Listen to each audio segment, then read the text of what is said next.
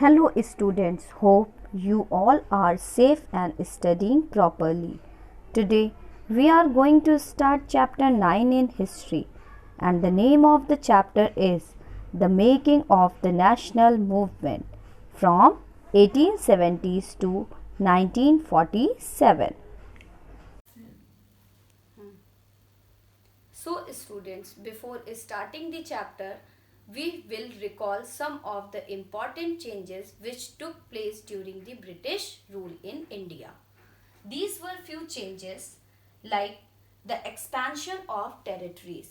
British started to expand territories and they took over many kingdoms.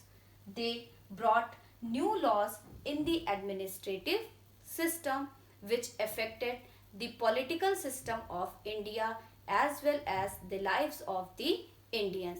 Not only yet, they also imposed some forest laws which affected the life of the peasants and the farmers as well as the forest dwellers or tribal communities, like they brought grazing tax act, criminal tribe act, and as well as they reserve the areas. Before that, tribal communities were using these areas, but now they were not supposed to enter into the reserve areas without taking the permission. If they want to enter into the reserve areas, they had to pay the taxes. Other changes were in the education system in the 19th century. English education was promoted and it was brought the medium of instruction. All these gave birth to the revolt of 1857. It led a question in the mind of Indian that whose country is India and for whom its resources are. Finally, they realized that India is their own land and its resources are meant for them. Feeling of nationalism was emerging in the heart and mind of the Indians.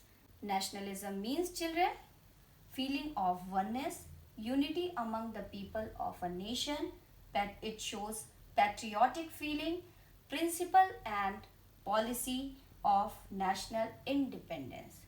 Now, people started to work for their common goal, and that was only to get national independence and to promote the idea of liberalism and nationalism. This nationalism gave birth to many political associations. These political associations were formed after 1850s. These associations were led by some English educated professionals such as lawyers. Some of these important associations are the Pune Sarvajanik Sabha, the Indians Association, the Madras Mahajan Sabha, the Bombay Presidency Association, and the Indian National Congress. Although these associations were working from different part of the country, but their aim was common, and that was only to get rid from the slavery of British rule. They wanted to make their own ruling system, their principles and administrative system. They promoted the idea of sovereignty, which shows that Indians are much capable to rule themselves. They don't want interference of any outsider. There were some other causes of dissatisfaction with British rule between 1870s to 1880s. These were as follows. The first one was the Arms Act passed in 1878. Under this act, no Indians were allowed to keep the weapon or arms. It was totally banned and handled by the British government. The second one was the Vernacular Press Act. It was also passed in the same year 1878. It was going to take the liberty of the press. Now, newspapers were not allowed to print anything which was going to criticize the British order or British policy. If anything was going to be found objectionable, that was banned. So, in this way, it was going to take the liberty of press and it dissatisfy the people in India.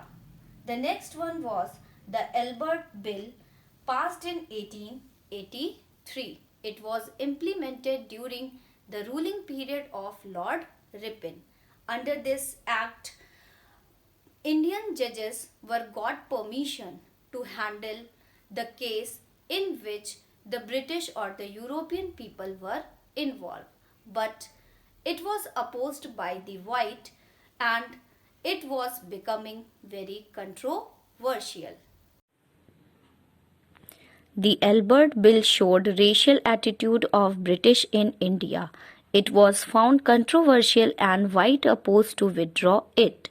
But it gave the birth to the Indian National Congress when 72 delegates from all over the country met at Bombay in December 1885. Some of the prominent leaders were Dadabhai Naoroji, Firoz Shah Mehta, Badruddin Tayyab W.C. Banerjee, Surendranath Banerjee, Romesh Chandra Datta, and S. Subramanya Iyer. Dadabhai Naoroji, who was a businessman and journalist, he settled in London. He was the member of British Parliament and guided the younger nationalists. His famous book is Poverty and Un-British Rule in India. He played an important role to motivate Indians from the different parts of the country. A retired British official, A.O. Hume, also helped in the formation of the Indian National Congress. The Congress was led and controlled by the moderate nationalists during 1885 to 1905. These moderate leaders were very simple for their demands.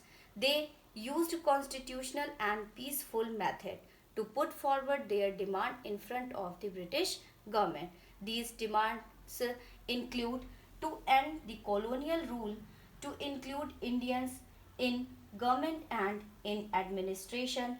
They also wanted to include them in high post. For that, they demanded that Indian to be placed in high position in the government.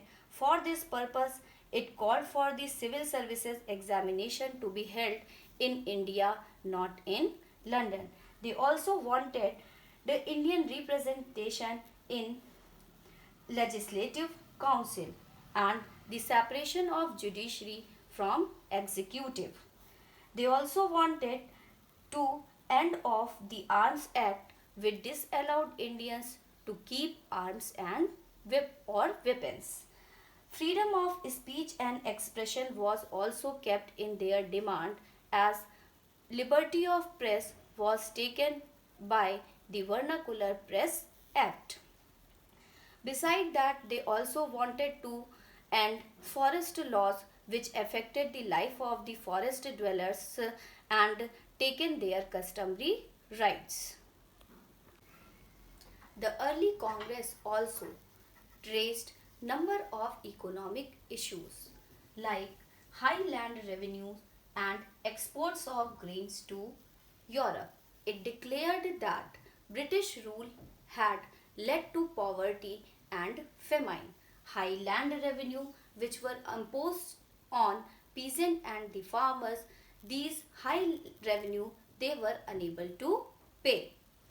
Exports of grains to Europe was creating the problem of famine in country. So Congress demanded that reduction of revenue should be there, cut in military expenditure as during the war it was draining wealth of the country. They wanted funds by the government for so the agricultural system should be improved. They also wanted resolution on salt tax. Under the British government, taxes were going to be imposed on the production or the manufacturing of salt. Treatment of Indian laborers in abroad should be well as the suffering of the forest dwellers due to forest loss should be ended. They wanted relaxation in all these sufferings. Thus, moderate leaders raised awareness against this inappropriate nature of the British rule. They published newspaper, wrote articles and used some symbols or slogans for raising awareness among Indians. For this, they also held speeches and sent their representative to different parts of the country to motivate Indians. By the 80s, 90s, some radical leaders like Bipin Chandrapal, Bal Gangadhar Tilak and Lala Lajpat Rai started to criticize moderate leaders for their politics of prayer. They argued for self-reliance and encouraged people to fight for Swaraj. This time, a famous slogan was raised by Bal Gangadhar Tilak that freedom is my birthright and I shall have it. So, in this way, both moderate and radicals were trying to oppose British rule. The partition of Bengal took place in 1905 by Viceroy Curzon. At that time, Bengal was the biggest province of British India and included Bihar and parts of Orissa. British showed their reason for dividing Bengal for administrative convenience, but in reality, it was closely tied to the interest of British official and businessmen. Even so, instead of removing the non Bengali areas from the province, the government separated East Bengal and merged it with Assam. Thus, this major event of the partition of Bengal in 1905 changed whole scenario and led to the movement which is known as the Swadeshi movement. It was a mass protest. Public meetings were held, demonstrations, rallies were organized, thousands of people were coming on the street by singing the song Vande Matra. As this event angered people, so they were just against this unjust policy of the British rule. This Swadeshi movement was also known as the Vande Mataram movement in Andhra Pradesh. Swadeshi movement encouraged for Swadeshi enterprises means in Indian industries work should be there and more industries should be set up. National education should be promoted in place of English education. Use of Indian languages should be there.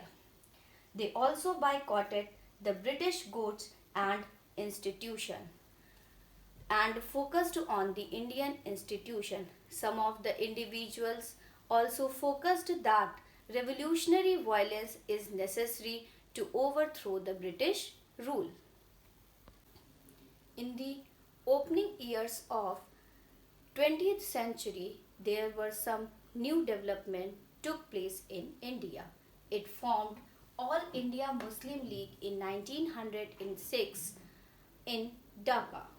It was formed by the landlords and Nawab. It supported partition of Bengal. It also demanded for the separate electorates for Muslims. Reserved seats should be there for Muslims in the Legislative Council. A split of Congress took place in 1907 in which it divided moderate and radical leaders. After that, in 1915, it was again united. Now, the Congress and Muslim League signed a historic Lucknow Pact and decided to work together for the representative government in India. Thus, children, we saw that how British policies changed the life of Indians and made them dissatisfied. They brought changes in the administrative system of India that was unbearable. The rights of the people were also snatched. Overall, this cruel policy of British led to the chances of mass nationalism, which we will discuss in our next video. Thank you.